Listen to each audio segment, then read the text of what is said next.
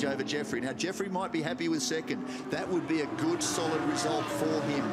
He has been on the podium in the past seasons, of course, has started 72 of these Audi Sport Cup races. Now, that was Bernhard Hensel. Looks like he's going down the inside. Of course, there's a couple of GT4 cars. No, that was Jingzhou, sorry, in the all-blue entry. The sun put me off there. I thought it was the blue and white Ultra. Of course, it's not. That's further back. He's gone in very deep, and Yang Ji's had a spin. Probably cold tyres again. So they lost the tyre temperature with those laps behind the safety car. And there we have the GT4 entries now. That was Carlos Checa doing a little bit of avoiding work. Final lap, so it's a sprint all the way to the line.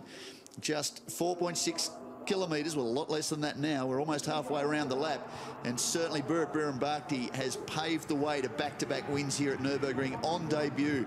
He's got a smile at the best of times, but a very broad smile. So too Candice Akasiri, the other young Thai who often drives alongside Berit Birimbakti in the Blancpain GT Series Asia and other events around Asia. He has been very heavily involved in Berit's development as a driver, as that is Andrew Harrianto doing what he can to try and move further forward. Currently shown in position 7.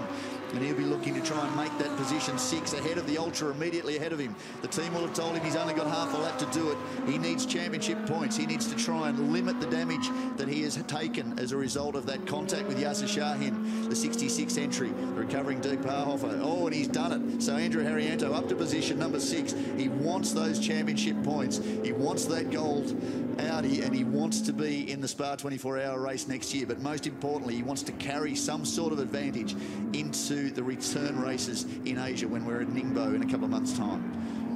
There is Dirk Parhofer, and oh, good, oh, the contact with the GT4s. That was not a good result.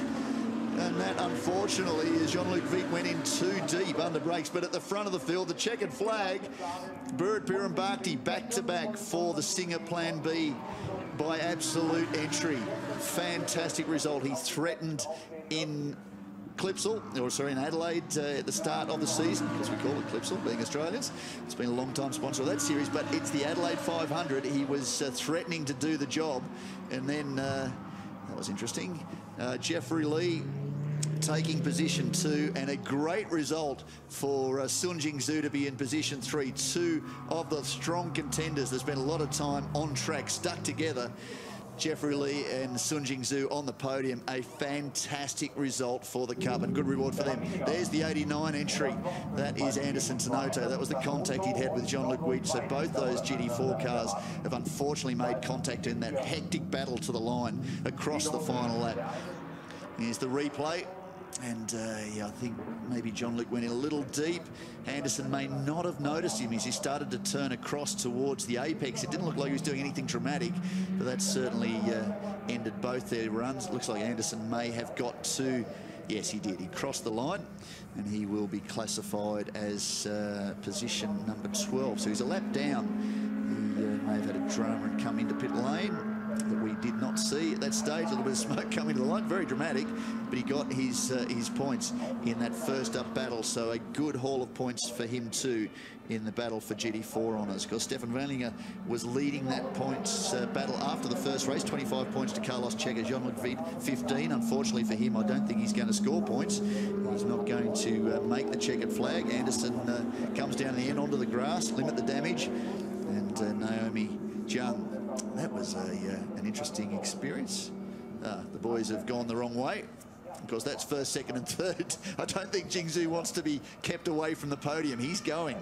Doesn't matter what officials tell him. I want this. I'm going to be there.